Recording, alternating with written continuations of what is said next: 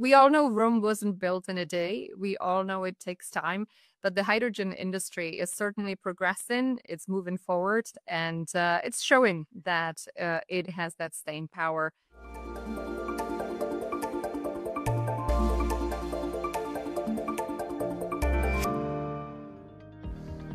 Hello and a very warm welcome to another episode of Energy Frontiers, brought to you from our studio in Baku.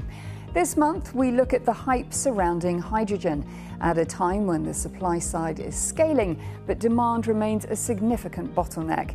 The CEO of the Hydrogen Council will share her view on whether global projects are likely to be delivered or delayed in the years ahead. But first, here's an overview of the coalition's latest findings.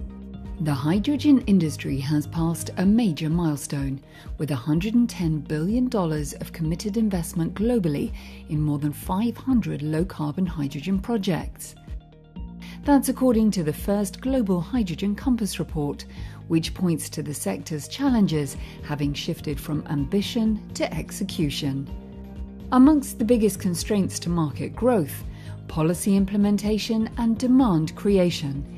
And despite the industry maturing, around 50 early-stage projects have been cancelled in the past 18 months. 97% of industry leaders surveyed by the Council maintain hydrogen is a critical decarbonisation solution, but they also warn that cost competitiveness and infrastructure gaps remain significant challenges as hydrogen enters its next phase of build-out. Ivana, it's great to see you. Thank you so much for joining me from Hamburg today. Thank you so much, Rebecca. Great to be here. Great to join Energy Frontiers. Let me start by asking you about hydrogen, because it was long hailed as the fuel of the future. But some analysts are now saying that the hype is over. So is it dead, or is it simply maturing and growing up? Thank you for starting us with such a provocative question, Rebecca. Really appreciate it. And look, the growing up is a good way to think about what's happening in hydrogen right now. Just like solar, wind, or batteries before, hydrogen is navigating the same cycle of excitement, announcements, but then ultimately moving to a much more disciplined era of maturation. You know that at the Hydrogen Council, we are tracking every single publicly announced project out there. And the numbers tell an incredibly clear story. We're really seeing that shift from ambition to delivery. As we know, Azerbaijan overlaps well strategically with the Hydrogen Council's ambitions, not least when it comes to advancing cross-border trade routes, but also certification standards across the board. So can you give me a regional perspective and also a global one when it comes to pipeline projects right now? So let me start with some of the most striking numbers from our recent report.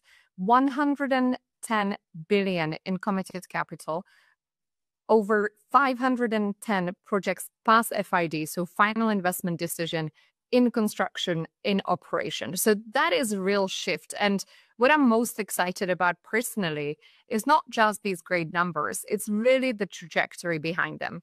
So if we look at the progress over the last 5 years, we are seeing 50% year-on-year growth. And the difference between 2020 and where we are today is we have 10 times more in committed capital. That's really significant. And that's where seeing all the regions, really come through on project delivery. China is dominating both in terms of overall committed capital, but also in terms of renewable hydrogen production.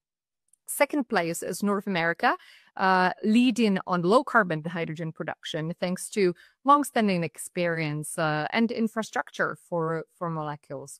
Third, Europe. Things have been a little slow, to be honest, although Europe has all the ingredients to be extremely successful as a number one demand center in the world. As you know, hydrogen is at its best when it connects countries, regions with abundant resources. You mentioned Azerbaijan. So we're really excited about these developments and seeing that countries are leaning in their strengths, which is extremely encouraging. Plenty to be encouraged by, absolutely.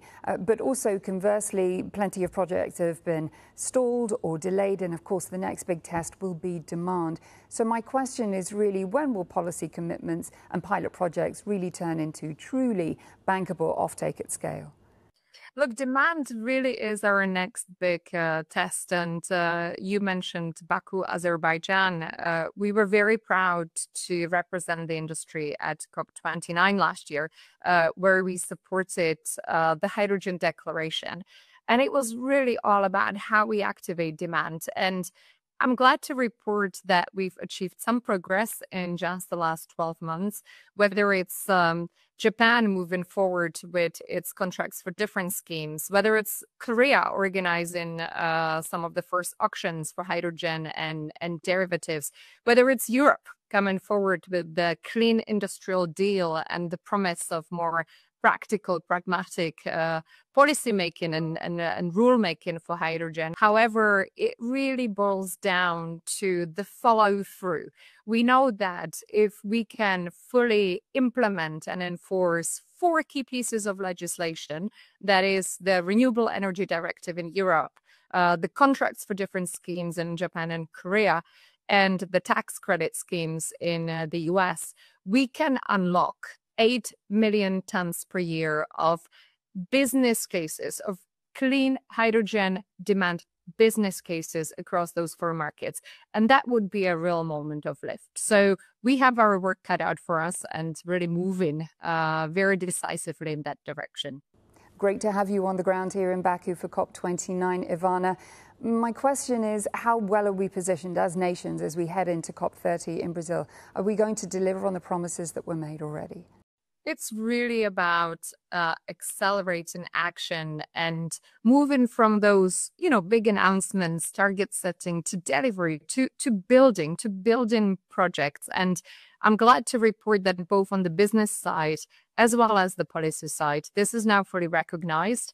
And we are heading into COP30 with our focus exactly on those areas. How do we put in place the right demand signals, the right incentives? How do we make sure that we can create what some refer to as lead markets? So the end users where we can really move forward in the near term and make sure that the commercials that the business works. All important to have those commercials, absolutely. Ivana, we have to leave it there, but thank you again for your time with Euronews today. Always a pleasure. Thank you, Rebecca. Well, that's a wrap of this episode of Energy Frontiers, brought to you from our studio in Baku, Azerbaijan. Thanks for watching, and head to euronews.com for more. I'll see you soon.